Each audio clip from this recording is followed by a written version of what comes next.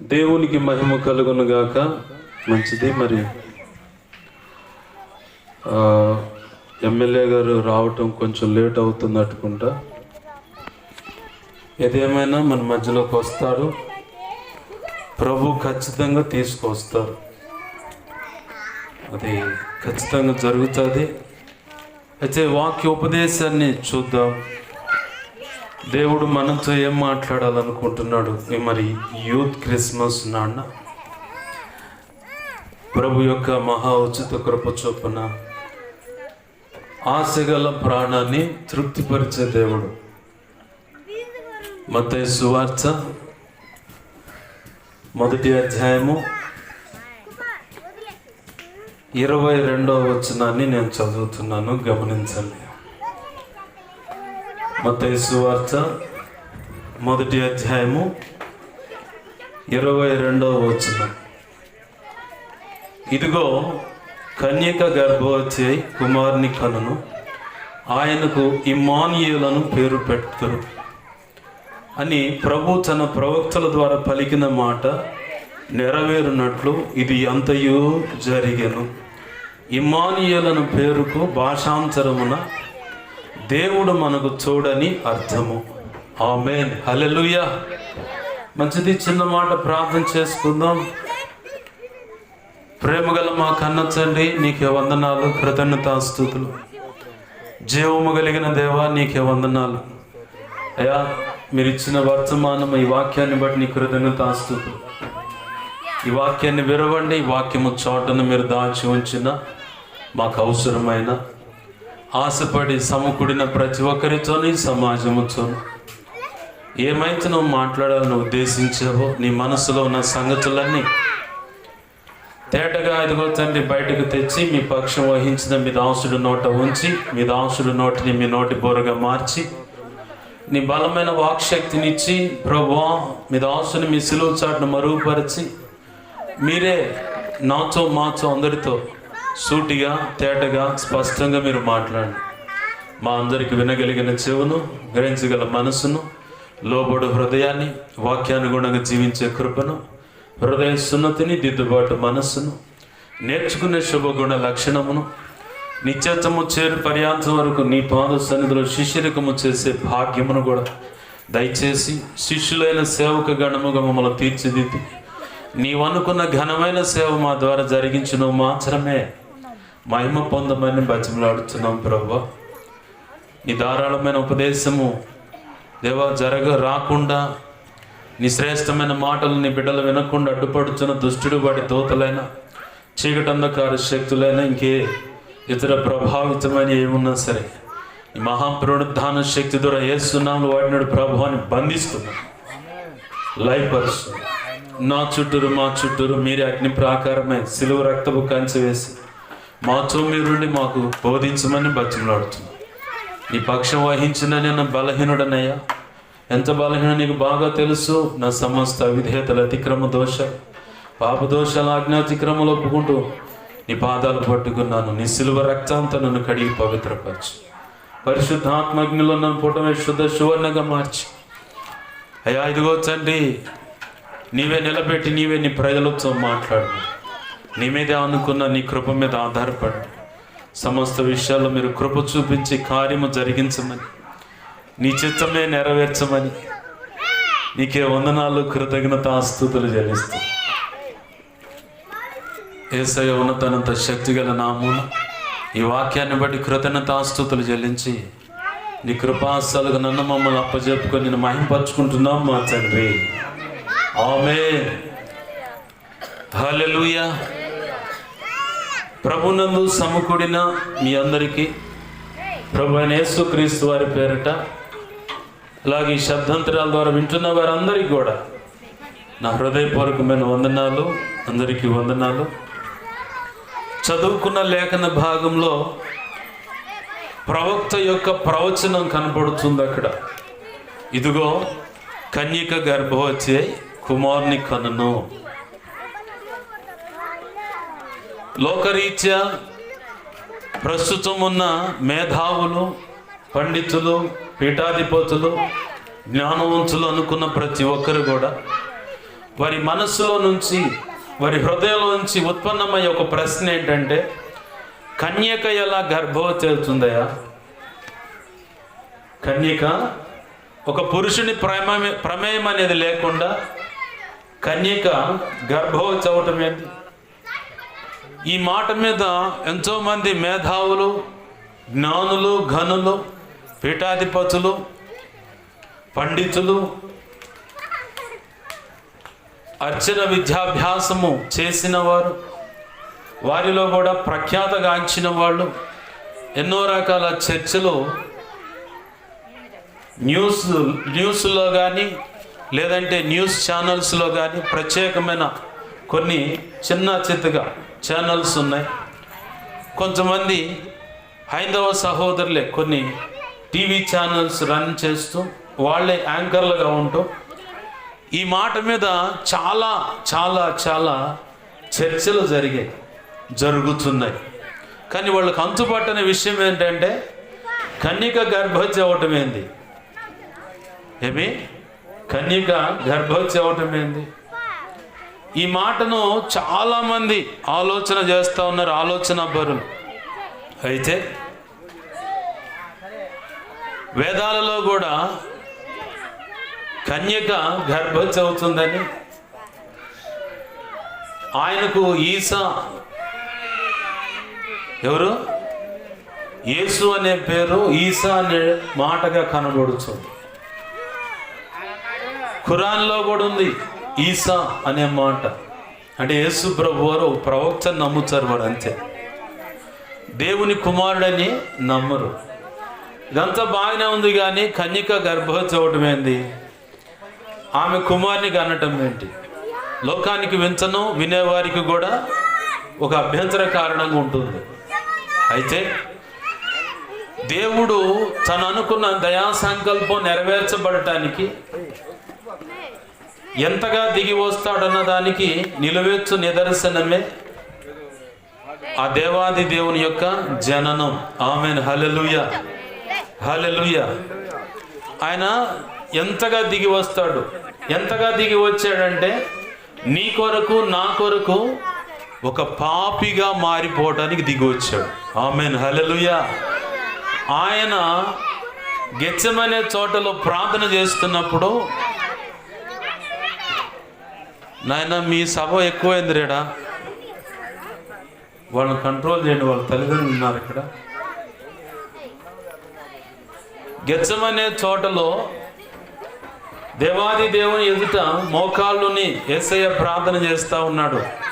తండ్రి, నీ చిత్తమైతే ఈ గిన్నె నా యొద్ద నుంచి తొలగించుము, అయినను నీ చిత్తమే సిద్ధించును గాక అన్నాడు. అలా ముమ్మారు ప్రార్థన చేశాడు. ఎందుకు అలా ప్రార్థన చేశాడంటే, ఈ భూమి అంతమయ్యే సమయం వరకు సర్వమానవాళి యొక్క పాపము ఆ పాత్రలోకి వచ్చేసింది. పూర్వీకులు, ఆర్య ఋషులు కానీ, మన భారతదేశానికి వచ్చినటువంటి ఆర్యులు మనకు ఒక సాంప్రదాయాన్ని నేర్పారు. ఏంటయ్యా సాంప్రదాయం అంటే, రక్తం అనేది చిందించబడకుండా పాప నివారణ అనేది జరగదు. రక్తం అనేది లేకుండా దేవునితో దగ్గరికి వెళ్ళటం అనేది కుదరదు. రక్తం అనేదే ప్రాధాన్యం, ఎందుకంటే రక్తమే ప్రాణమయముంది కాబట్టి. ఆమేన్, హల్లెలూయా, హల్లెలూయా. ఆ రక్తం అనేది ఉంటేనే దేవుని దగ్గరికి నువ్వు వెళ్ళి సమాధానం పడగలుగుతావు. రక్తం అనేది లేకపోతే, ఇప్పుడు మన పెద్దలు కానీ యేసయ్య రక్తంలోకి రాక మునుపు కానీ మనమంతా చేసిన పని ఏంది? నమ్ముకున్నటువంటి దేవుడో దేవతో ఎవరో మన పూర్వీకులు పరిచయం చేశారు కాబట్టి, ఆ పరిచయాన్ని బట్టి మనం కూడా అదే భక్తి సాధనలోకి వెళ్ళిపోయి ఏదన్నా మొక్కుబడి, అయ్యా లేదంటే అమ్మ పలానా నా జీవితంలో జరిగితే, నా కుటుంబంలో జరిగితే, పలానా కోడిని బలిస్తాను, పలానా పొట్టేళ్ళను బలిస్తాను, పలానా జీవాన్ని బలిస్తానని మనం మొక్కుబడి చేసుకున్నదే అది చెల్లించిన వాళ్ళమే కాదంటారా? ఎందుకని? అది ఎవరు నేర్పారు నీకు? మన పూర్వీకులే. మనల్ని చూసే మన పిల్లలు ఏదైనా నేర్చుకుంటారు. మనల్ని చూసే నువ్వు మోకరించావనుకో, నీ బిడ్డలు కూడా మోకరిస్తారు. ఏమి నువ్వు ఇక సినిమా చూస్తావు అనుకో, వాళ్ళు కూడా సినిమా చూస్తారు. ఖచ్చితంగా ఇది పసిబిడ్డలు నేర్పాల్సిన పని లేదు వాళ్ళకి. ఏదైనా నిన్ను చూసే నేర్చుకుంటారు, నిన్ను చూసే నేర్చుకుంటారు. భక్తి కూడా అలాగనే, మన పూర్వీకుల దగ్గర నుంచి భక్తి కూడా మనం అలాగనే నేర్చుకున్న వాళ్ళమే. ఏది? క్రీస్తుకు బయట ఉండి. అయితే క్రీస్తు రక్తంలోకి రావటానికి, దేవునితో సమాధానం పడటానికి పరిశుద్ధుడు, నజరేయుడు, సర్వలోక చక్రవర్తి, విశ్వసింహాసనాధిపతి, మన విమోచకుడు, లోకరక్షకుడైన యేసయ్య రక్తం అనేది మనకు ఆధారమైంది. ఆమేన్, హల్లెలూయా. ఈ రక్తాన్ని చిందించటానికే గెత్సెమనే చోటలో, ఈ రక్తాన్ని చిందించటానికే గెత్సెమనే చోటలో ఆయన దేవుణ్ణి బతిమలాడుతూ ఉన్నాడు. అయ్యా, ఈ పాత్రలోనిది కనుక నేను తాగితే, ఈ పాత్రలోనిది కనుక నేను తాగినట్లయితే, అంటే తీసుకున్నట్లయితే, నేను పాపపు ముద్దగా మారిపోతాను. దానికోసమే ఆయన బహుగా దుఃఖపడ్డాడు. ఎంతగా దుఃఖపడ్డాడు ఆయన? ఆయన రక్తము చెమటట రక్తంగా మారిపోయేంతగా ఆయన దుఃఖపడ్డాడు. ఆ దుఃఖము ఎవరు సలపాల్సి ఉంది? నువ్వు, నేను, మనమంతా. కానీ దేవాది దేవుడు మనల్ని ఎంతగానో ప్రేమించి ఆ బహుశ్రమను ఆయన అనుభవించటానికే నీ కొరకు, నా కొరకు చాలా అంటే చాలా దీనుడుగాను, రిక్తుడుగా తగ్గించుకొని ఈ భూమి మీదకి రావడానికి, ఏది నీ మీద, నా మీద, మనందరి మీద ఉన్నటువంటి జన్మత కర్మత ఆ పాప దోషణం అనేది కొట్టివేయబడటానికి, అందరికీ విమోచన కలగటానికి, తండ్రి అయిన దేవునితో సమాధాన పడటానికి ఆయన తన్ను తాను తగ్గించుకొని ఒక కన్యను, దేవుని యందు వినయ భయ భక్తులు కలిగినటువంటి ఒక కన్యను, నీ కొడుకు పోయిండన్నమాట, ఆ చీకట్లో పోయిండోడు. దేవునికి మహిమ కలుగును గాక. హల్లెలూయా, హల్లెలూయా. ఏమే, కన్యకను పరిశుద్ధంగా బ్రతుకుతున్నటువంటి ఒక యవనస్తురాలన్నా కానీ మళ్ళీ ఇక్కడ పొరపాటు అవుతుంది. కన్యక వేరు, యవనస్తురాలు వేరు. ఏ పురుషుడిని కూడా ఎరుగనటువంటి ఒక ఆడపిల్లను దేవుడు ఎంచుకున్నాడు. ఎలా? ప్రవక్తల యొక్క ప్రవచన నెరవేర్పు కొరకు. ఆమేన్, హల్లెలూయా, హల్లెలూయా. ఇది సాధ్యమేనంటారా అని చెప్పి అన్య సమాజం, అంటే వారు నడుస్తున్నటువంటి భక్తి క్రమంలో, వారికి పూజా కార్యక్రమాల్లో ఉన్నటువంటి వ్యక్తులకు ప్రశ్నలు పడుతూ ఉంటాయి. ఇది సాధ్యమేనా అని. వేద గ్రంథాల్లో చదువుకుంటా, భక్తుల యొక్క చరిత్రలు చదువుకుంటూ ఉంటే, రామాయణం, మహాభారతం ఇలా చదువుకుంటూ వెళితే వాటిల్లో కూడా ఒక్కొక్కళ్ళు ఒక్కొక్క రకంగా జన్మలు ఉన్నాయి. చెవులో నుంచి పుట్టిన ఆయన ఎవరు? ఏమో పాస్ గారు, మాకేం తెలుసు కానీ మాకు పుట్టినోళ్ళు మా మాట వినట్లేదు. ఇప్పుడు ఒక్కడన్నా సస్యామీర సక్రంగా కూర్చుంటాడేమంటే అర్థం కావట్లేదు. ఏదో మాకు తెలియని విషయాలు చెవులోంచి పుట్టినాడు మా ఇంటి పక్కన పొరపాటు కూడా లేడండి అంటారా? దేవునికి మహిమ కలుగును గాక. హల్లెలూయా. కొంతమంది పండితులు హితండవాదం చేస్తూ ఉంటారన్నమాట. చెవుల్లో నుంచి కర్ణుడు పుట్టాడనే చరిత్ర ఉంది. కానీ కన్యక గర్భోత్సవం ఏందండి అని పెద్ద పెద్ద తలబడిన వాళ్ళు కూడా ప్రశ్నలు పెడుతూ ఉంటారు.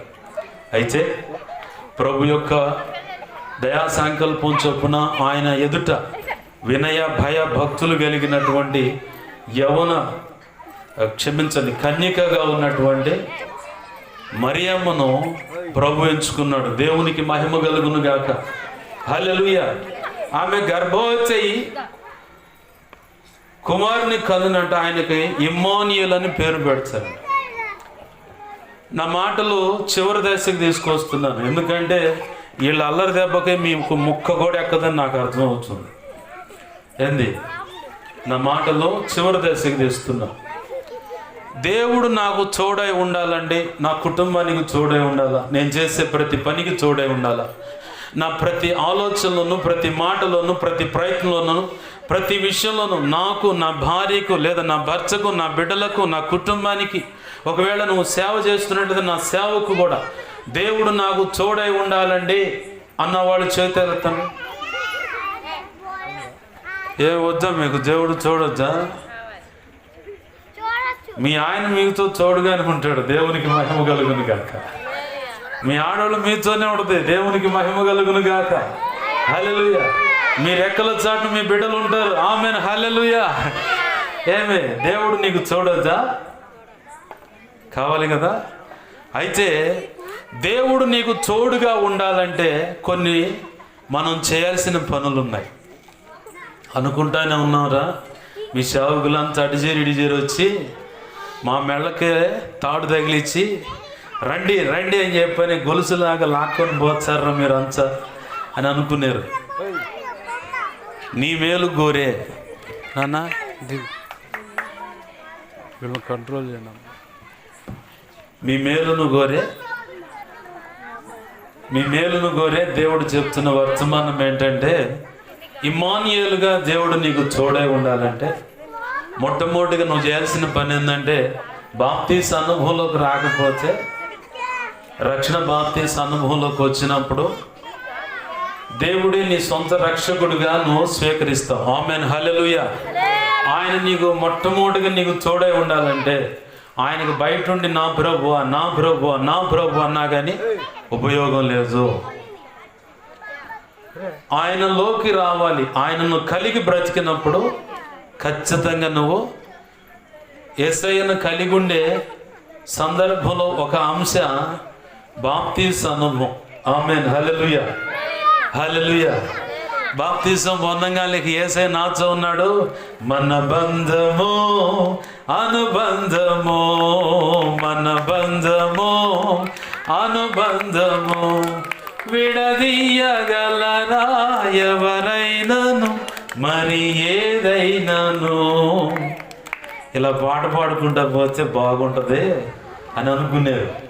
కానీ రక్షణలో కూడా దేవుడు నీకు పరిపూర్ణంగా తోడై ఉండి ఆయన దగ్గర నుంచి వచ్చే సకల ఆశీర్వాదాలు నువ్వు పొందుకోవాలంటే కొన్ని షరతులు ఉన్నాయి. ఏంటయ్యా ఆ షరతులు అంటే, బాప్తీసం పొందంగానే పూర్తిగా ఆశీర్వాదం వచ్చిందని ఎప్పుడు కూడా కలలుగనమా. నీ హృదయము దిద్దుబాటు జరగాలి. ఆమేన్. హల్లెలూయా. మన హృదయము మోసకరమైనది, బహు ఘోరమైన వ్యాధి గలది.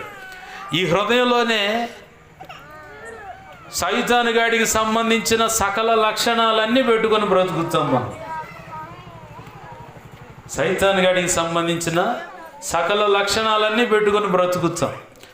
క్రోధాన్ని, ద్వేషాన్ని, పగను, ప్రతీకారము, ఒకడు నాశనం అయిపోవాలని, ఒకడుకుంటే ఓర్చుకోలేని చనమని. ఏమే షాపింగ్ తర్వాత చదువు కానీ దేవునికి మహిమ కలుగును గాక. హల్లెలూయా. షాపింగ్ తర్వాత చూద్దరు కానీ మీరు. అయితే ఎన్నో దేవునికి నచ్చినటువంటి అవలక్షణాలు మన హృదయాల్లో పెట్టుకొని, ఏ చిన్న కోణమైన నీ హృదయంలో దేవునికి నచ్చంది నువ్వు కనుక పెట్టుకొని తిరిగితే, రక్షణ బాప్తీసు అనుభవంలోకి వచ్చిన ఆశీర్వాదాల కొరత అనేది నీకు ఉంటుంది. ఏంటిది? ఆశీర్వాదాల కొరత. మనం ఆశపడుతూ ఉంటాం, ప్రార్థన చేస్తూ ఉంటాం ఎన్నో రకాలుగా. ప్రభువా దేవా నాకు ఇది సహాయం చేయి, ప్రభువా నాకు ఇది ఇవ్వు, నాకు అది ఇవ్వు, ప్రభువా నా బిడ్డల విషయంలో ఫలాన్ని సహాయం చేయి, ప్రభువా ఫలాన్ని కావాలా, ఫలానా అని చెప్పని రకరకాలుగా కోరికలు కోరుతాం. కాదంటారా? ఖచ్చితంగా కోరుతాం. ఎందుకంటే మనము ఆశపడాలి. ఆశపడటానికి మనకు అన్ని విధాల యేసయ్య సన్నిధిలో హక్కులు ఉన్నాయి. ఆమేన్. హల్లెలూయా. హల్లెలూయా. అన్ని విధాల హక్కులు ఉన్నాయి. ఎందుకంటే ఆయన మన కన్న తండ్రి. ఆయన మనకు కన్న తండ్రి కాబట్టి మనము ప్రతిదీ కూడా ఆయన దగ్గర పోయి అడగాలి. అయితే ఆ కన్న తండ్రి ఆయనకు నచ్చినటువంటి విషయాలు మన జీవితాల్లో పెట్టుకున్నప్పుడు కొంచెం ఎడమైనట్టుగా కూడా ఉంటాడు. ఆమేన్, హల్లెలూయా. ఎడమైనట్టుగా కూడా ఉంటాడు, కానీ దూరంగా అబ్జర్వ్ చేస్తూ ఉంటాడు. ఆమేన్, హల్లెలూయా. దూరంగా ఉండి అబ్జర్వ్ చేస్తాడు. ఏమ్మా, ఏమన్నయ్యా, మీ కడుపును పుట్టిన బిడ్డ కొడుకే కావచ్చు, కూతురే కావచ్చు, మాట వినకపోతే చండాల పొడు పుట్టిండు నా కడుపును పుట్టిందని చెప్పని తిడతావు. మా వాడితో నేను మాట్లాడినని చెప్పు అంటడా లేదా తండ్రి? రే, నువ్వు నాతో మాట్లాడు మాకురా, నా పరువు తీసేస్తున్నా అంటదా లేదా తల్లి? అని ఎన్నాళ్ళు పెట్టుంటుంది? 4 రోజుల, 5 రోజుల, 10 రోజుల. వెంటనే మళ్ళీ ఈ కొడుకో లేదంటే ఈ కూతురు సరిచేయబడినప్పుడు, ఆ తల్లి దగ్గరికి తండ్రి దగ్గరికి వెళ్ళి సమాధాన పడినప్పుడు కళ్ళ నిండా నీళ్లు తీసుకొని, నువ్వు ఆ పని చేయకపోతే, నువ్వు అలా గనక బ్రతకుండానట్లయితే,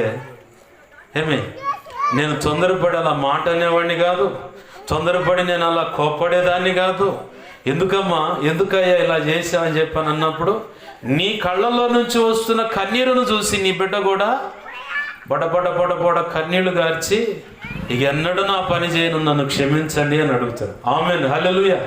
అవునంటారా కాదంటారా? ఎక్కడి నుంచి వచ్చింది ఈ ప్రేమ, ఆప్యాయత, ఈ బంధము? సాక్షాత్తు యేసు ప్రభు వారిలో నుంచి వచ్చినటువంటి శుభ గుణం ఇది. ఆయన కూడా నీవు నీ కడుపును పుట్టిన బిడ్డల విషయంలో ఎలాగైతే స్పందిస్తూ ఉంటావో, పరితపిస్తూ ఉంటావో, నీ కోసం కూడా ఆయన అన్ని విధాల ఆశీర్వదించాలని, అన్ని విధాల కూడా నిన్ను దీవించాలని. ఒరే ఏంది రే గోల?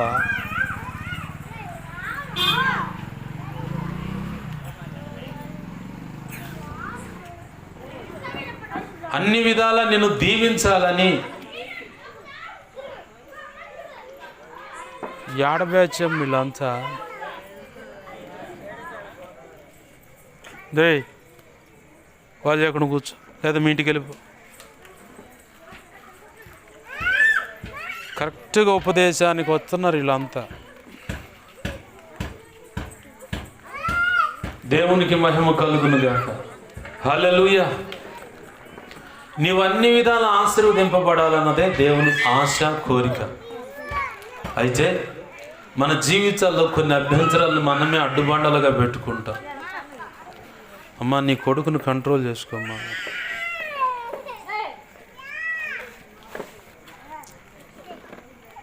దేవునికి మహిమ కలుగును గాక. హల్లెలూయా, హల్లెలూయా. శ్రేష్టమైన ఆశీర్వాదం నువ్వు అనుభవించాలన్నదే దేవుని యొక్క ఆశ, కోరిక. అయితే మనం ఏం చేస్తామంటే కొన్ని విషయాలు అభ్యంతరాలు పెట్టుకొని, దేవుడు నన్ను దీవించాలి, దేవుడు నాకు సమాధానం ఇవ్వాలి, దేవుడు నాకు తోడై ఉండాలి, అన్ని విషయాల్లో కూడా నన్ను ఆశీర్వదించాలని పదే బతిమలాడుతూ ఉంటాం, పదే కన్నీరు విడిచి మొరపెడుతూ ఉంటాం. అయితే ప్రభు అంటున్నాడు, నేను నీకు తోడై ఉంటాను. ఉండనని చెప్పట్లేదు, నేను ఉంటాను, కానీ నీకు నీ జీవితంలో లేదా నీ హృదయంలో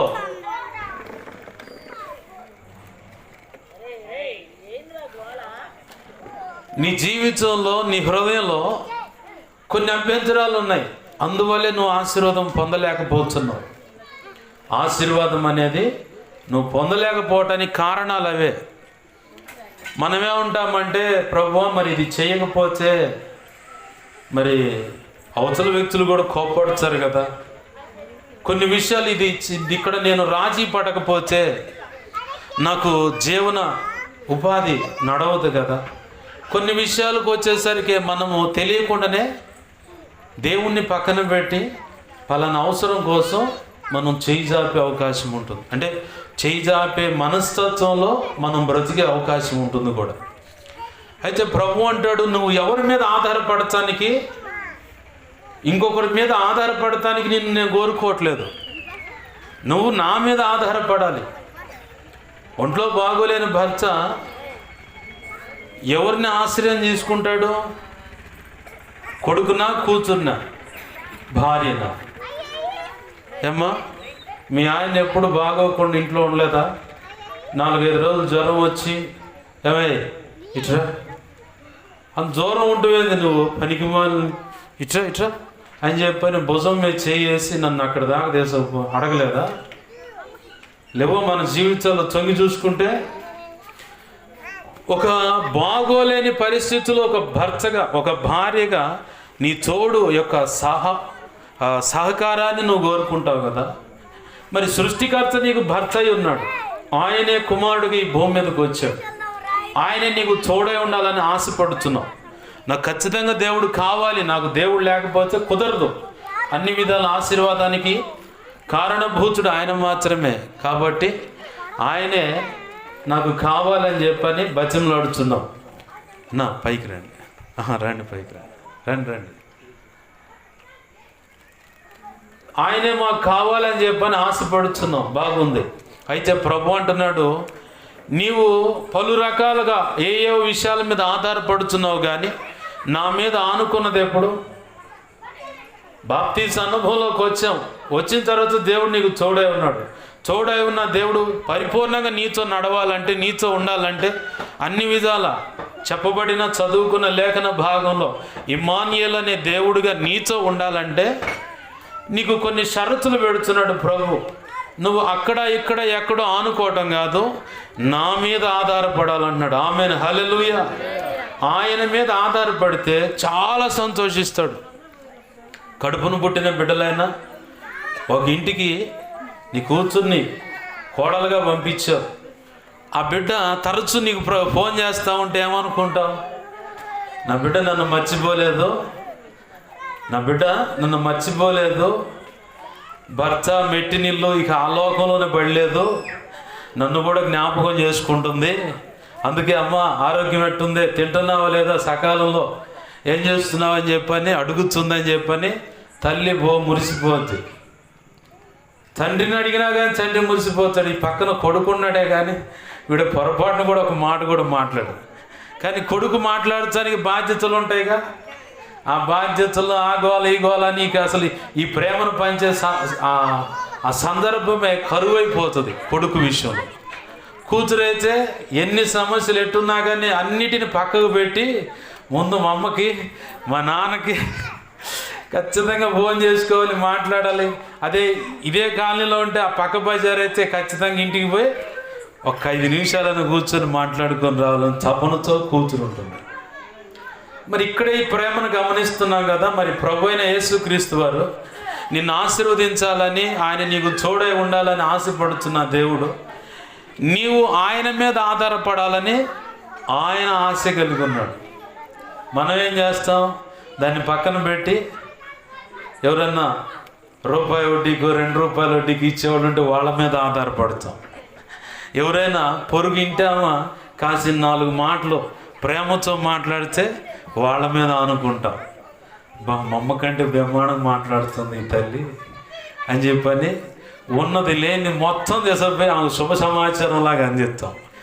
ఏదో ఒక రోజు తేడా పడ్డప్పుడు ఇక ఆమె చీటీలు ఇసిరేసినట్టుగా ఒక్కొక్కటి బయటకు ఇసిరేస్తూ ఉంటుంది. మన పరువంతా రోడ్డు మీదకి లాగేస్తూ ఉంటుంది అనమాట.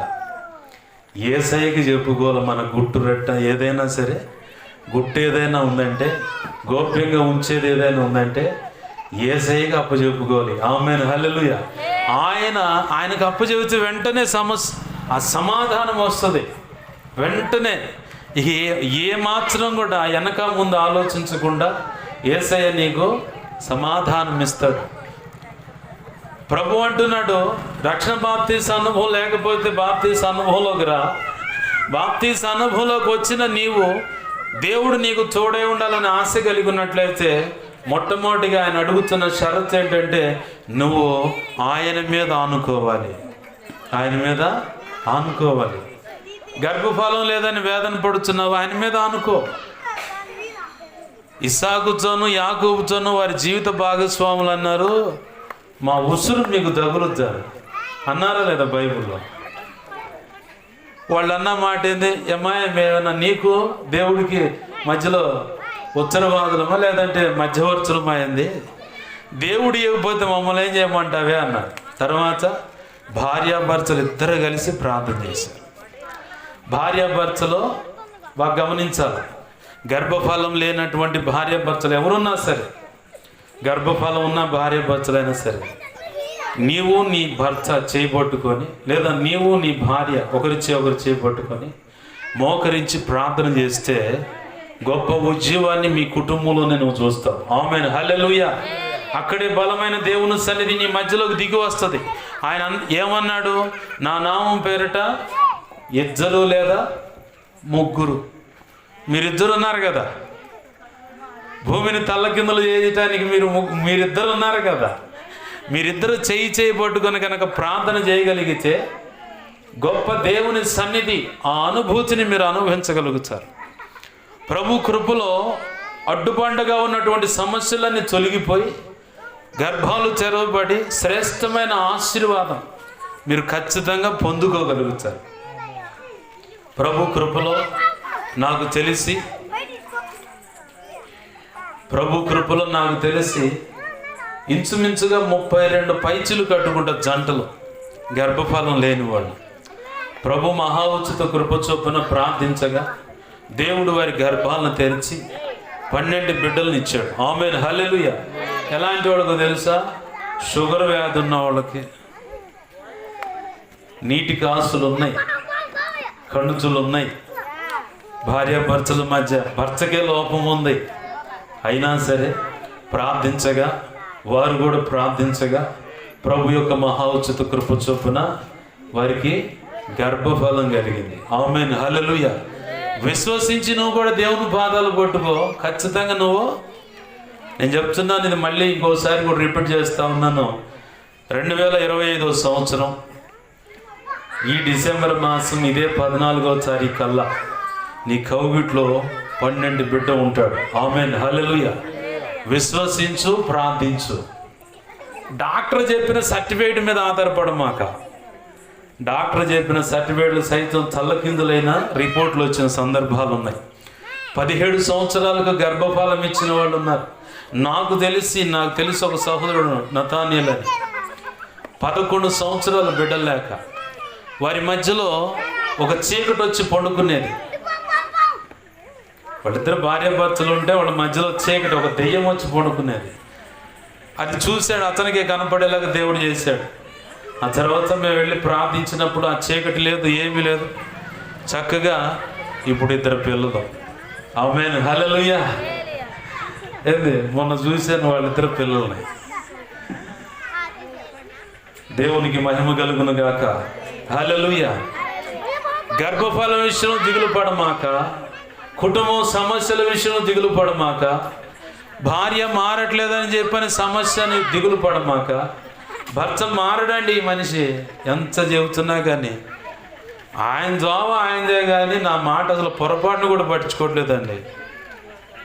ఎవరు చెప్పుకునే నా బాధ అంతా, ఆ దేవుడు చెబుతున్నా కానీ నా మాట వినట్లేదండి అంటావు నువ్వు. ఖచ్చితంగా మనసులైనా నోరు తెరిసైనా ఆ మాట అంటావు ఖచ్చితంగా. ఆ మాట బయటికి రాకుండా అదే మాట దేవునికి అప్పచెప్పు. ప్రభువా, నా భర్తను ఎలాగైనా మార్చు, నువ్వు మార్చగలవు. కఠినులైన మార్చాడు దేవుడు, తాగుబోతులను మార్చాడు దేవుడు, కిరాయి హంతకులను మార్చాడు దేవుడు, నక్సలైట్లను మార్చాడు దేవుడు, ఉన్మాదులను మార్చాడు, ప్రేమోన్మాదులను మార్చాడు. జులాయిగా బండేసుకొని ఇక వాడు కాళ్ళు పైకి పక్కకు వదిలేసి ఇక ఇట్ట పెడతాడు అనమాట. కాళ్ళు ఇట పెట్టి బూమ్ అని పోతా ఉంటాడు. ఏది వీడు ఎవడికో గుద్దుతాడు అనుకుంటాం మనం. అట్లా విచ్చలవిడిగా తిరిగిన బ్రతుకులను సైతం విప్లవాత్మకంగా మార్చి పరిశుద్ధ గ్రంథాన్ని చేత పట్టించి ప్రభు పక్షంగా నిలబెట్టి దేవుని యొక్క మాటలు ప్రకటించేలా చేశాడు. సంఘాలు కూడా కట్టించాడు. ఆమేన్, హల్లెలూయా. నీ బిడ్డ విషయంలో అయినా సరే, కడుపును పుట్టిన కొడుకు మాట వినట్లేదా? ఈ పసితనంలో ఉండగానే నువ్వు బీజం వేయాలా. వాళ్ళ కోసం అవసరమైతే ఒకరోజు కడుపు మార్చుకో. నీ బిడ్డలు సరిగ్గా లైన్లోకి రావాలంటే తల్లిగా తండ్రిగా నీ భుజాల మీదే బాధ్యత ఉంది. భర్త కూడా దేవుని సన్నిధిలో నడవట్లేదా? నీ మీద పెట్టాడు ఆ భారాన్ని.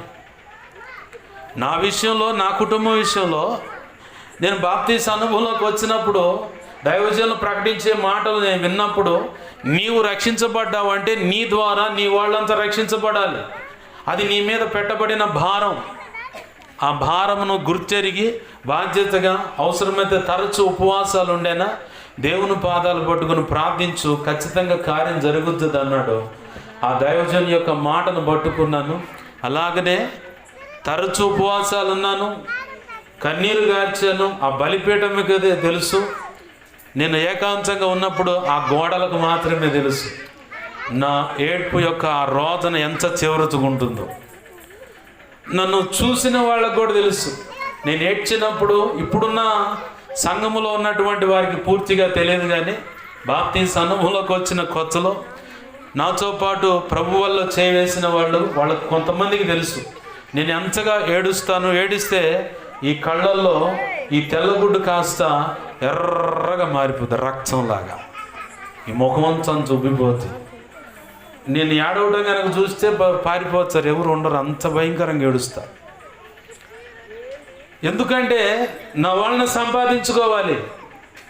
ఇప్పుడు నేను నా వాళ్ళని సంపాదించుకోకుండా నేను సౌఖ్యమైన స్థలానికి వెళ్ళిపోయి వాళ్ళేమో అహర్నిశలు శ్రమలు పడే ఆ పరిస్థితుల్లో వాళ్ళు అయ్యో నా కుమారుడా నా కుమార్తె నన్ను కాపాడు అని చెప్పని అడుగుతూ ఉంటే నీకు సంతోషమా? చెప్పండి. మరి సంతోషం లేదని మనం అంటున్నాం, బాగుంది. మరి ఆ సంతోషకరమైన స్థలంలోకి నీ భర్త అయినా నీ బిడ్డలైనా కుటుంబ సభ్యులైనా రావాలంటే నీ వంచుగా నువ్వు దేవుని సన్నిధిలో ఉన్నావు కాబట్టి మోకరించి ప్రార్థన చేయాలి. యాడపాసి గారు ఈ కని నా యదాన పడేసిండి, ఇలా గోలే సరిపోయింది నాకంతా. వీళ్ళందరూ అంతా సరి చేసి వాళ్ళని బళ్ళుకోలేదంటే నేను పనికి వెళ్ళటమే సరిపోతుంది, కానీ పొరపాటున 10 నిమిషాలు కూడా ప్రార్థన చేసుకోలేకపోతున్నాను పాస్టర్ గారు అంటారు. అవునంటారా కాదంటారు? మరి వాళ్ళు దారి తప్పి నంబర్ 1 మంచోళ్ళు అయ్యారనుకో, అనుకుందాం. వాళ్ళు దారి తప్పి నంబర్ 1 మంచోళ్ళు అయ్యారనుకో, అప్పుడు ఏడవాలిగా. అమ్మో నా కుమారుడు ఈ పని చేశాడు, అమ్మో నా కుమార్తె ఈ పని చేసిందని ఏడవాలిగా. ఆ ఏడుపేదో ఆ రోజు ఆ సమయము నీ జీవితంలోకి నీ కుటుంబంలోకి ఆ పరిస్థితి రాకముందే ఇప్పుడే చిన్నతనంలో ఉండగా నువ్వు ఏడ్చావు అనుకో, నీ కన్నీరు నీ బిడ్డను పట్టుకుంటుంది. ఆమేన్, హల్లెలూయా. ఖచ్చితంగా దేవుని ఆశీర్వాదం నీ బిడ్డలతో చూసేలాగా నువ్వు చేయగలుగుతావు. ఓ తల్లి ఉంది, చాలా శ్రమలు పడుతూ ఉంది. తన బిడ్డ మాట వినకుండా తిరుగుతూ ఉన్నాడు, విచ్చలవిడిగా తిరుగుతూ ఉన్నాడు. కన్నీరు కార్చింది చివరికి చనువు చాలించి వెళ్ళిపోయింది. ఓ సమయం వచ్చింది, ఈ కుమారుడు కాస్త భయంకరమైన ఇచ్చల చేత ఏడవబడుతూ, శరీర ఆశల కోరికల చేత ఏడవబడుతూ, భయంకరమైన పాపంలో బ్రతుకుతూ చివరికి నెమ్మది లేక సమాధానం లేక నేను కూడా చచ్చిపోతాననే పరిస్థితికి వస్తే అప్పుడు వెళ్ళాడు దేవుడు. ఆమేన్, హల్లెలూయా. నా కుమారుడా నేను నిన్ను ప్రేమిస్తున్నాను. ఆమేన్, హల్లెలూయా. నా కుమారుడా నేను నిన్ను ప్రేమిస్తున్నాను, నేను నీ కోసం వచ్చాను, నేను నీతో ఉండాలనుకుంటున్నాను. ఇదిగో నీ బ్రతుకును విప్లవాత్మకంగా మార్చాలనుకుంటున్నాను. నువ్వు చనిపోవటానికి కాదు నేను ఎంచుకుంది, నువ్వు చనిపోవాలని కాదు నీ తల్లి గర్భంలో నేను రూపించింది. నీ పట్ల నాకు గొప్ప ప్రణాళిక ఉంది, ఆ ప్రణాళిక నెరవేర్చుకోవాలని ఆశపడుతున్నాను. నీ చెయ్యి నా చేతికి అప్పచెబుతావా అని అడిగాడు. ఎడపోయి ఎటు వచ్చినా ఏడకపోయినా కానీ అంతా అల్లరిపాలు, పరుగు పోయిన పరిస్థితి, సమాధానం లేని స్థితి. ఈయనేదో మాట్లాడుతున్నాడు, నా బ్రతుకును ఉద్ధరిస్తాడు అన్నాడు కాబట్టి ఆయన చేతిలో చేసి ఒక్క అవకాశం ఏదో ట్రై చేస్తే పోలా అనుకున్నాడు. అలా అనుకొని దేవునితో మాట్లాడి ప్రార్థనలో ఆయనతో సంధి చేసుకొని దైవజనుడి దగ్గరకు పోయి బాప్తీసు అనుభవంలోకి వచ్చి ప్రపంచంలోనే గొప్ప దైవజనుడిగా మారాడు. ఆమేన్, హల్లెలూయా. అంతకుముందు పాపం చేసినటువంటి ఆ స్త్రీ అడుగుతా ఉంది, ఓ నేనంటే నువ్వే కానీ నేను మాత్రం నేను కాదు. మరెవరు? నేను యేసయ్యకు దాసుడను. ఆమేన్, హల్లెలూయా. ఓ అగస్టిన్, నేనయ్యా నేను అంటే నువ్వే కానీ నేను అగస్టిన్ కాదు. వెంటనే ఆయనకి క్రైస్తవ ప్రపంచం అంతా ఇచ్చిన బిరుదేంటో తెలుసా? పరిశుద్ధుడైన అగస్టిన్. ఎవరి వల్ల జరిగింది కార్యం? తల్లి యొక్క కన్నీటి ప్రార్థన వీరుల జాబితా అని ఒకటి ఉంటుంది వాగ్దానాల పట్టికలో. ఆ జాబితాలో ఒక మాట ఉంటుంది, నీవు దేవునితో ఎంత సమయం గడుపుతున్నావు, దేవునితో రహస్యంగా ఎంత సమయం గడుపుతున్నావు అన్న మాట ఉంటుంది. ఆ లిస్టులో ఉంటుంది ఒక మాట, నా తల్లి కన్నీటి యొక్క ప్రవాహంలో కొట్టుకొని సిలువు దగ్గరకు వచ్చాను అన్నాడు. ఆమేన్, హల్లెలూయా. తల్లిగా నీ కన్నీటికి అంత విలువ ఉంది, భార్యగా కూడా నీ కన్నీటికి అంత విలువ ఉంది, భర్తగా నీ కన్నీటికి విలువ ఉంది. కుటుంబానికి యజమానుడు భర్త భుజాల మీదే చాలా బాధ్యత పెట్టాడు ప్రభు. ఎంతకంటే అబ్రహాము తన పనివారం అంతటితో కూడా అన్ని విషయాలు సఖ్యపరుచుకుంటూ కూడా దేవునితో దినచర్యగా అనుదిన ప్రార్థనలో గడపడం అనేది మానలేదు. మానకపోవటాన్ని బట్టే అబ్రహాము అన్ని విధాలా ఆశీర్వదింపబడ్డాడు. ఆమేన్, హల్లెలూయా. అబీమెలెకు, ఫరో అనే రాజులు శారమ్మను తీసుకెళ్ళి భలే ఉందయ్యా, పండు వృద్ధాప్యం మందు కూడా ఇక ఆకర్షించే అందం కలిగిన వ్యక్తి, ఆమెను తీసుకెళ్ళి అక్కడ పెట్టుకుంటే ఏమైంది, బలంగా ఒక్క దెబ్బ ముచ్చితే దేవుడు గడగడ దుప్పట దన్నారనమాట, ముసిగేసి గడగడ ఉరుకుతూ ఉన్నారు. అసలు ఈ రోగం ఎందుకు వచ్చిందిరా ఏందిరా అని చెప్పని ఆ ప్రాంతంలో ఉన్న శకునగాలను అడిగితే వాళ్ళు చెప్పారు, నువ్వు అనుకున్నట్టు ఆయన అన్న కాదు, ఏమో చెల్లెలు కాదు, వాళ్ళిద్దరు భార్య భర్తలు. ఈ లోపల దేవుడు దర్శించాడు, ఆమెను ముట్టావా సరి, చచ్చావి నీ ఇష్టం అన్న. నీ భార్య విషయంలో అయినా బిడ్డల విషయంలో అయినా నేను ఇదే ప్రార్థన చేస్తాను, దాంట్లో మళ్ళీ రాజీ లేదు. నేను చేసే ప్రార్థనే మీ ఎదురు చెప్తున్నా. అంటే నీ భార్య కోసం చేసావంటే, నా ఇంట్లో ఆడపిల్లలు లేరా, తోడ పుట్టిన వాళ్ళు లేరా, వాళ్ళ కడుపును పుట్టిన వాళ్ళు లేరా, మరి ఏ దుర్మార్గుడు చూపులు పడితే ఎవరికి తెలుసు? ఖచ్చితంగా నీ బాధ్యత ఒక తల్లిగైనా తండ్రిగైనా సంఘ కాపరిగా, ఇప్పుడు సంఘంలో ఉన్నటువంటి బిడ్డల విషయంలో అయినా సరే ఆడవాళ్ళ విషయంలో నేను ఈ ప్రార్థన చేస్తా. ఖచ్చితంగా దుమ్ము కొట్టు ప్రభు వాడు ఎవడైనా సరే. ఏంది, ఒకవేళ నేనున్నా అలాంటి పరిస్థితిలో నేనున్నా సరే, నేనేమన్నా పెద్ద పైనుంచి దిగి వచ్చినోని కాదు, నేను అదే పొజిషన్లో ఉంటే నాకు కూడా దుమ్ముకు దరువు పడాలి. ఎవరింట్లో ఉన్నా ఆడపిల్లే. ఆమేన్, హల్లెలూయా, హల్లెలూయా. నీ భార్య కోసం, నీ కడుపును పుట్టిన బిడ్డల కోసం నీ వంశుగా నువ్వు ఈ ప్రార్థన చేయి, ఖచ్చితంగా దేవుని కార్యాన్ని చూస్తావు. ఎలా అంటే, ఈ మాటలన్నీ వింటున్నావు కదా, నీవు దేవుని మీద ఆధారపడుతున్నావు కాబట్టి దేవుడు నీ పక్షంగా కదలటం మొదలు పెడతాడు. ప్రతి విషయంలో నీ పొరుగువారు లేదంటే నీ బంధువులైనా సరే ఏదైనా ఇరుకు ఇబ్బందుల్లో ఉంటే, ఆ ఇరుకు ఇబ్బందిని బట్టి నువ్వు ప్రార్థన చేస్తే ఖచ్చితంగా దేవుడు కదిలి గొప్ప కార్యాలు చేస్తాడు. ఖచ్చితంగా దేవుడు కదిలి గొప్ప కార్యాలు చేస్తాడు. ఆమేన్, హల్లెలూయా, హల్లెలూయా. ప్రతి ఘోర పాపమును కడుగును మన యేసయ్యా రక్తము. ప్రతి ఘోర పాపమును కడుగును మన యేసయ్యా రక్తము. బహు దుఃఖములో మునిగెనే, చెమట రక్తముగా మారెనే. బహు దుఃఖములో మునిగెనే, చెమట రక్తముగా మారెనే.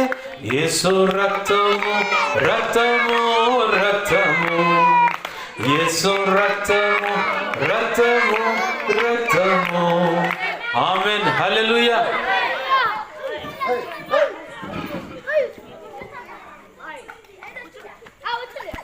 దేవునికి మహిమ కలుగును గాక. హల్లెలూయా,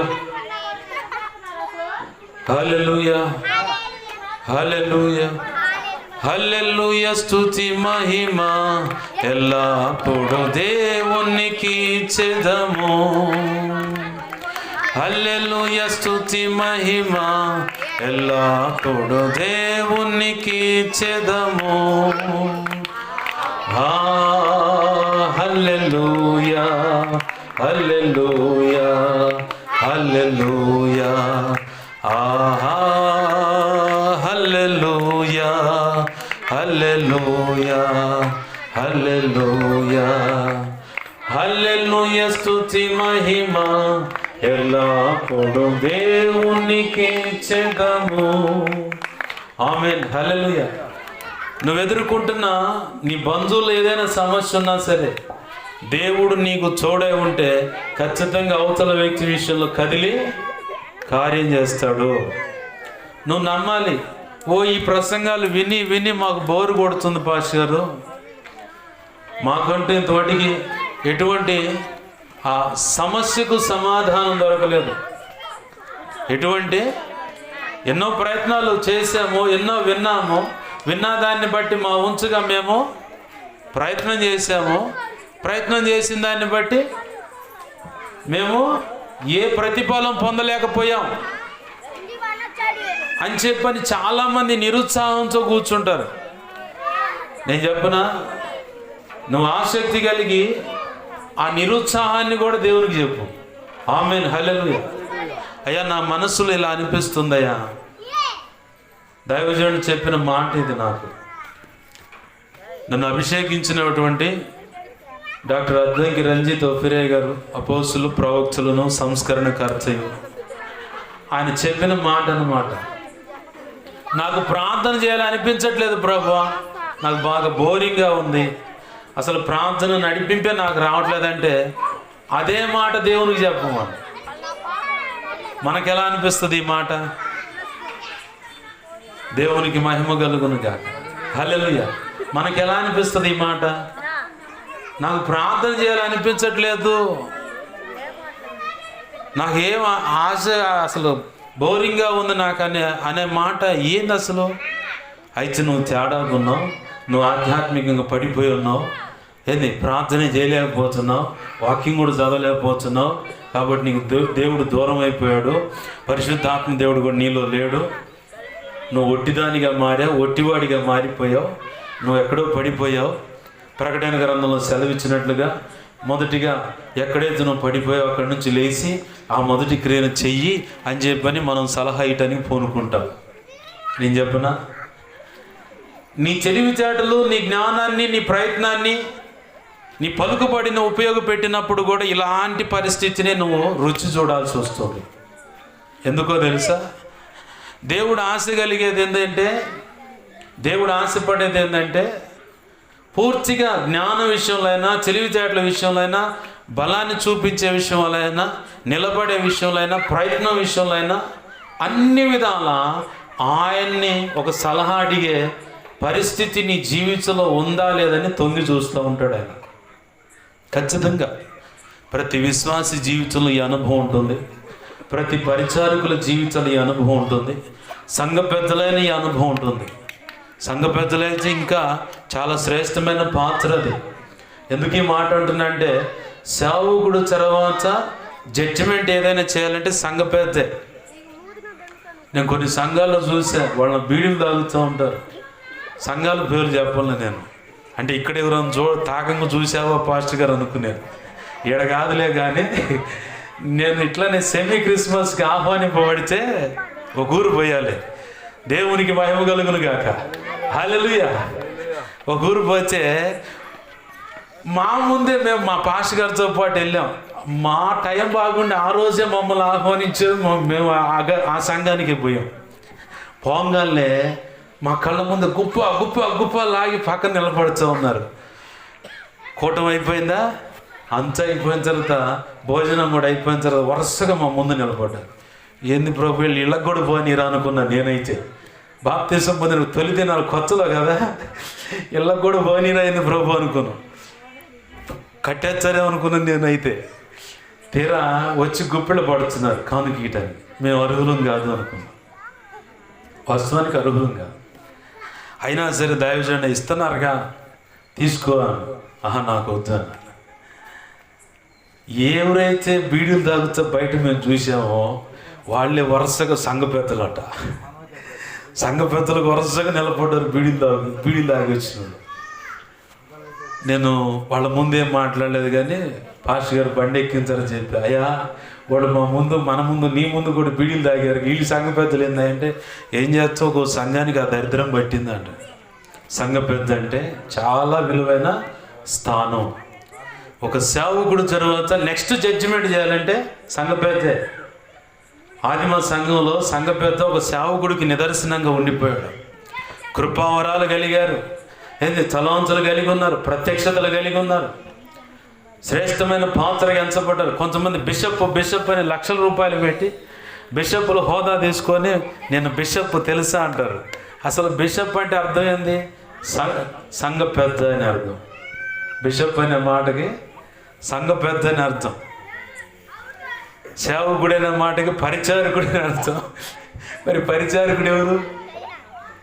సేవకుడు అంటే నీకు సర్వెంట్ అనమాట, నీకు సేవలు చేసేవాడు.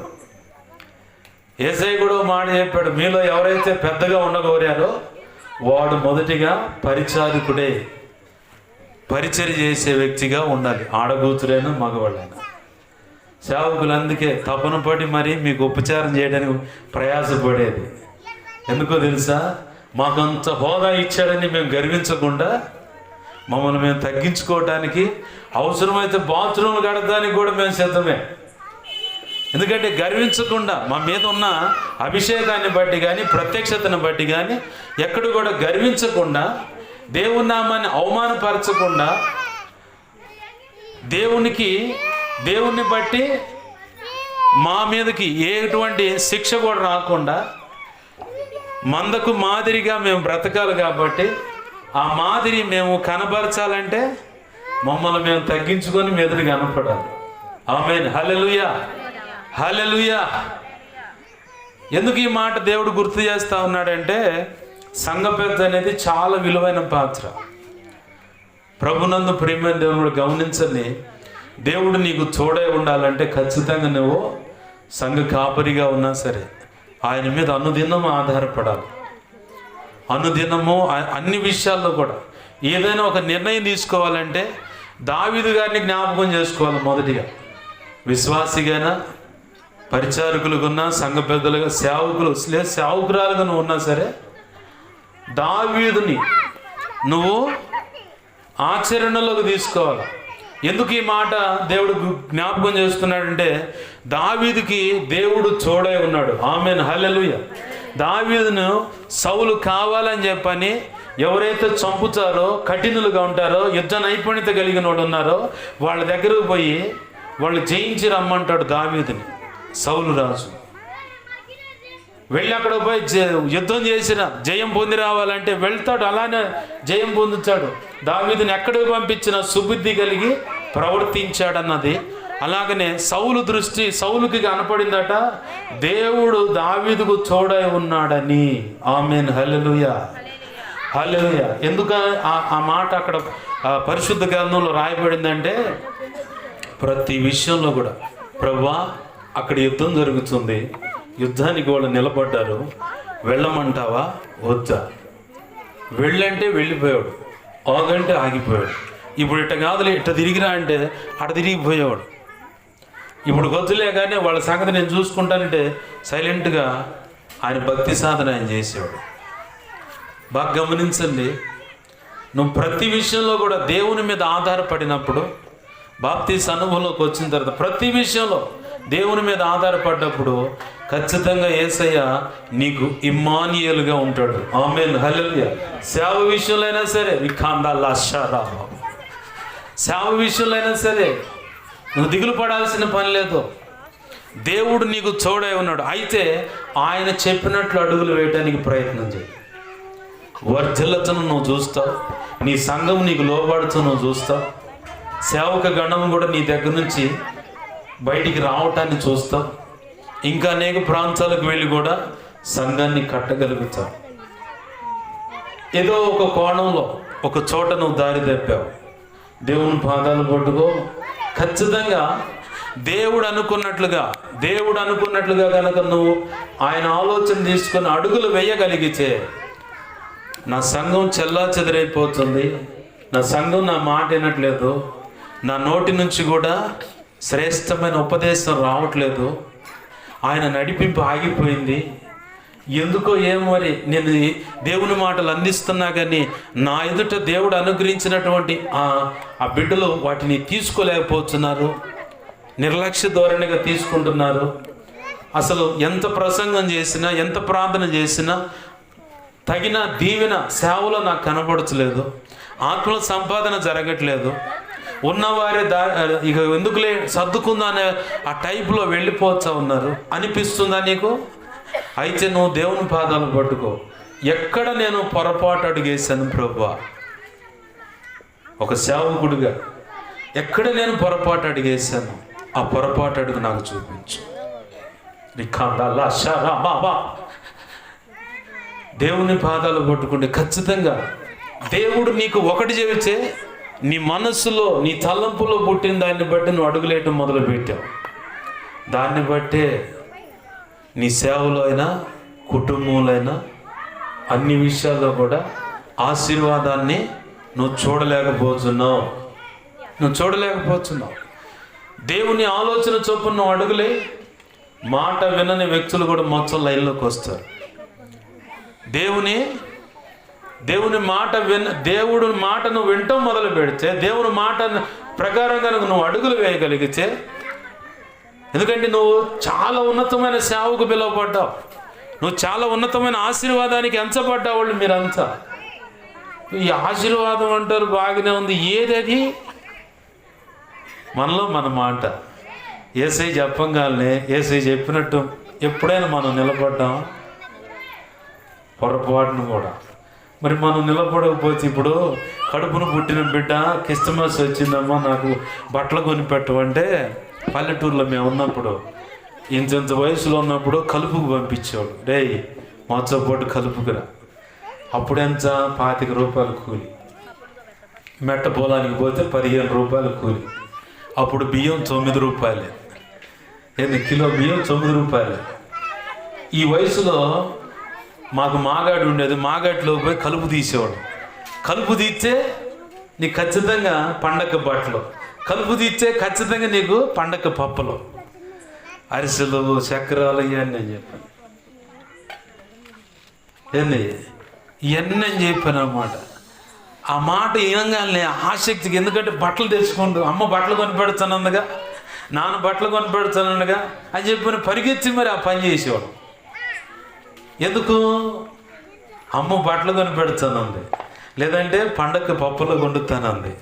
5 దినాల ఆ వంట, ఆ వాతావరణం అసలు పండగ మామూలుగా ఉండదన్నమాట. ఆ సంతోషం అనుభవించడానికైనా సరే ఆ 25 రూపాయల కూలికి మధ్యాహ్నం దాకా ఆ మాగట్లో పోయి కలుపు తీసి వచ్చేవాడు. కలుపు తీయడం జాతకాక కాళ్ళతో అదరపదర దొక్కేవాడు దాన్ని. మా అమ్మోళ్ళ కంటే ముందు పోయేవాడు అనమాట. చూడు నేను ఎంత పోయాను, చూసేవాళ్ళే మొహం, నీ వెనకాల నేను కూడా తీసుకొని వచ్చాను వాడు. కారణం అమ్మ లేదంటే నాన్న ఏదో ఇస్తామన్నారు, దాన్ని బట్టి శ్రద్ధ నిలిపాం కాబట్టి తర్వాత ఆ బట్టలైనా ఆ పిండి వంటలైనా చేశారు, తినగలం, తెచ్చారు, వస్త్రాలు తొడుక్కోగలిగాం. ఇప్పుడు యేసయ్య నీకు ఆశీర్వాదం ఇస్తానంటున్నాడు, దీవెన కలుగు చేస్తాను, నీకు తోడై ఉంటానన్నప్పుడు మరి నీకు ఆయన ఒక మాట ఇచ్చినప్పుడు ఆ మాట ప్రకారం నువ్వు కూడా నిలబడాలిగా. లేదు ప్రభు చూచి నాకు నచ్చినట్టుగా నేను ఎలా పడిచాలో తిరుగుతాను, నువ్వు మాత్రం నన్ను ఆశీర్వదించాలంటే ఎలా ఆశీర్వదిస్తాడు యేసయ్య? ప్రభు నీకు మాట ఇచ్చాడు, ఆ మాట ఖచ్చితంగా నెరవేరుస్తాడు.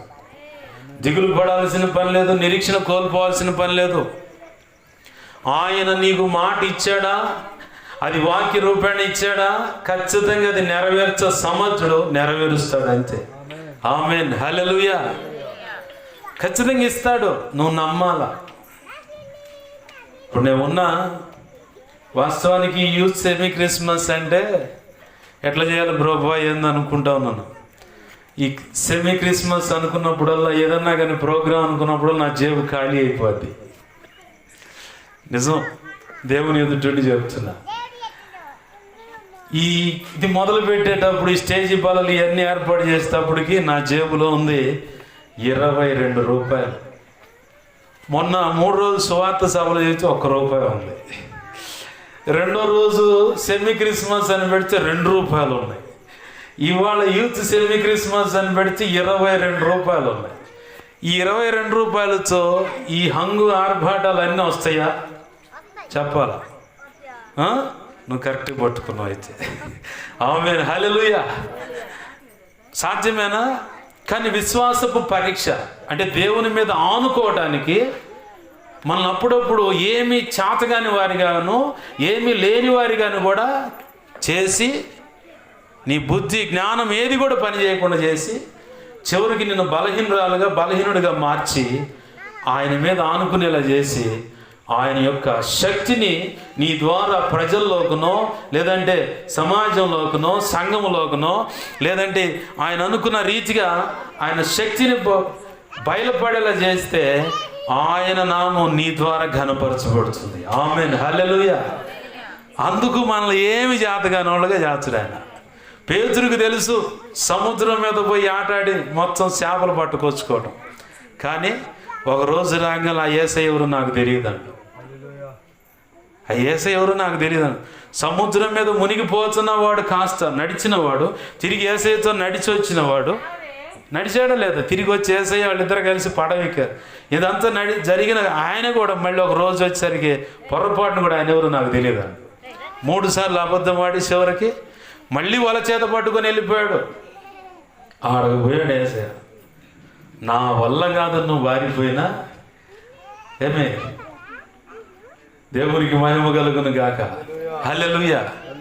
దైవజనుడా, నా వల్ల కాదని నువ్వు బారిపోయినా, నిన్ను నువ్వు తొంగి చూసుకుని నా వల్ల కాదనుకుని నువ్వు బారిపోయినా, ఆయన వచ్చి నిలబడి రా, నీ పట్ల నా ప్రణాళిక గొప్పదే అంటాడు. ఆమేన్, హల్లెలూయా, హల్లెలూయా. ఎందుకు? నిన్ను ప్రేమించాడు ఆయన. నిన్ను వాడుకొని నీ వారికి, నీ కుటుంబానికి, అన్ని విధాల నీ సమాజానికి ప్రభు చిత్తంలో నిర్ణయింపబడిన ప్రతి చోట నీవు ఆశీర్వాదకరంగా ఉండాలన్నదే దేవుని యొక్క దయా సంకల్పం. నిరుత్సాహపడవచ్చు, నిరీక్షణ కోల్పోవచ్చు. ప్రభు ఈరోజు ఈ యూత్ సెమీ క్రిస్మస్ ద్వారా నీతో మాట్లాడుతున్న మాట, ఇమ్మానుయేల్ దేవుడుగా నీతో ఉన్నాడు. ఆమేన్, హల్లెలూయా. ఆయన ఇంటికి తీసుకొని పోవాలనుకుంటున్నారా? జక్కయ్యలాగా జక్కయ్యలాగా తీసుకొని పోవాలనుకుంటున్నారా? జక్కయ్య అయితే ఏమైతే అడ్డుకు బండలుగా ఉన్నాయో అవి తొలగించుకొని యేసయ్యని ఇమ్మానుయేలుగా ఇంటికి తీసుకొని పోదాం. ఆమేన్, హల్లెలూయా. రండి ప్రార్థన చేసుకుందాం.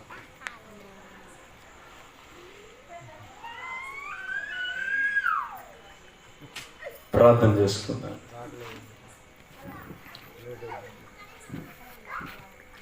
చిన్న మాట ప్రార్థన చేసుకుందాం. దైవజనులు ఆనందన్న మన మధ్యలో ఉన్నాడు, ప్రార్థన చేస్తాడు. దయచేసి పైకి రండి. ప్రార్థన చేసుకుందాం. ప్రార్థన వాక్యాల కోసం, వాక్యం విషయంలో ప్రార్థన చేసుకుందాం. ప్రేమగల మా తండ్రి, నీకు వందనాలు, కృతజ్ఞతాస్తుతులు. శ్రీమంతుడు వేల మా తండ్రి, నీకే మహిమ, ఘనత, ప్రభావాలు ఆరోపిస్తున్నా. సర్వకృపానిధివైన మా దేవా, నీకే వందనాలు, వందనాలు, వందనాలు, వందనాలు. సర్వకృపానిధివైన మా తండ్రి, కృపతో అయ్యా ఇదిగో నీవిచ్చిన వర్తమానాన్ని బట్టి నీకు స్తోత్రాలయ్యా. నీకే వందనాలు, కృతజ్ఞతాస్తుతులు. ప్రభువా, విన్న మాటల్లో వ్యర్థమైపోకుండా ప్రతి ఒక్కరి హృదయాల్లో పదిలపరచాలి అయ్యా. అనేక పర్యాలు నెమరవేయడానికి కృపను దయచేయండి ప్రభువా. అయ్యా, ఇమ్మానుయేలుగా ఇదిగో తండ్రి మా ఇంటికి తీసుకువెళ్ళాలని ఆశపడుతున్నామని చేయించిన ప్రతి బిడ్డను కృపతో జ్ఞాపకం, నీ ఎదుట మోకరించిన ప్రతి బిడ్డను కృపతో జ్ఞాపకం చేసుకోండి అయ్యా. ప్రభువా, ప్రభువా, ప్రభువా, సహాయం చేయండి అయ్యా. దేవా, దేవా, కనికరించండి అయ్యా. దేవా, కనికరించండి. ఒకప్పుడు శపితమైన జీవితాలు అయ్యాయి, కానీ నీ కృపచేత ఇదిగో ఈరోజు అనేకులకు దీవెనకరంగా మా బ్రతుకులు మార్చా. నిరీక్షణ లేదు అయ్యా, ఆధారం లేదు అయ్యా. ఇదిగో నీ చేత శపించబడ్డ బ్రతుకులు అయ్యాయి, కానీ ఈరోజు నీ కృపచేత విప్లవాత్మకమైన ఆశీర్వాదపు జాబితాలోకి మమ్మల్ని తెచ్చి అయ్యా ఇదిగో తండ్రి నీ పక్షంగా ఇదిగో తండ్రి ఇలా వాడుకుంటున్న విధానం అయ్యా సమాజం, ప్రపంచం గుర్తిస్తూ ఉంది ప్రభు. ఇదిగో తండ్రి నీ ఎదుట మోకరించిన బిడ్డలు ఎంతమంది అయితే ఉన్నారు అయ్యా. ఇదిగో దేవా, నువ్వు నాకు నా ఇంటికి ఇమ్మానుయేలుగా రావాలయ్యా. అయ్యా ఇదిగో నా ఇంటికి ఇమ్మానుయేలుగా రావాలని ఎంతమంది బిడ్డలు ప్రార్థిస్తూ ఉన్నారు. అయ్యా ఎంతమంది నీ బిడ్డలు ఇదిగో తండ్రి ఓ ఇమ్మానుయేలుగా నా కడుపున నువ్వు పుట్టాలి ప్రభు అని చెప్పని ఎంతమంది అడుగుతున్నారు.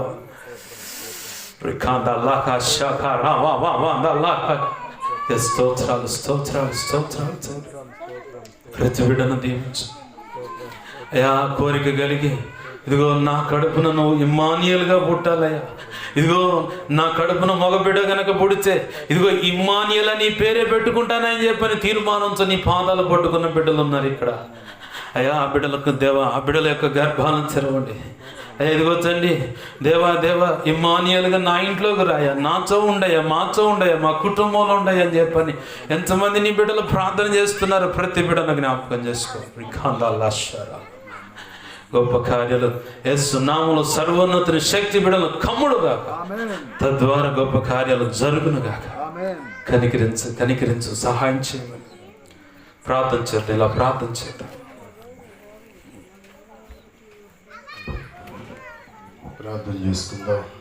ఈ రాత్రి కాల సభలో తన దాసులు నిలబెట్టి అద్భుతంగా మనతో మాట్లాడారు. ఆయన మాట వింటే మన జీవితాలు బాగుపడతాయి. ఆయన మాట విన్నాడు దావీదు, గొప్పగా ఆశీర్వదించబడ్డాడు. మొదట తన స్థితిని కొంచెంగా తన స్థితిని తొదకి మహాభివృద్ధిలో నడిపించినట్టుగా ప్రియ సహోదరి సహోదరుడా, విన్న వాక్యాన్ని వ్యర్థం చేసుకోవాకు, దునియోగపరచుకోవాకు. ప్రార్థన చేసుకుందాం. పరిశుద్ధుడా, మహాగణుడ, మహోన్నతుడా, సర్వాధికారుడ, సర్వశక్తిమంతుడా, నీ ఘనమైన నామనికి వందనాలు చెల్లిస్తున్నాం. నైనా ఈ దాసులతో మీరు మాట్లాడారు ప్రభా. అవునైనా మీ మాట విన్నప్పుడు నా తండ్రి దీవించబడతాం. ఈ మాట విన్న వారి ప్రతి ఒక్కరు నా తండ్రి దీవించబడిన గాక. విన్న వాక్యం ప్రతి ఒక్కరు దేవుడు నీరు కట్టి ఫలించబడిన గాక. ఈ కూడికి ఏర్పాటు చేసిన కుటుంబాన్ని ఆ దేవుడు ఆశీర్వదించబడిన గాక. తన దాసులు దేవుని ఆయా ప్రాంతాలు బలంగా వాడుకున్న గాక. తన పరిచర్య ఆశీర్వదించబడిన గాక, వర్ధిల్లును గాక. సహాయం దయచేయండి ప్రభా. నేను నీకు వందనాలు చెల్లించుకున్నాను. మీరు మయం పొంది గణిత బంధువులు ఇంకా ముందున్న సమయం చేతులకు అప్పగిస్తూ యేసు నామములో తండ్రి. ఆమేన్.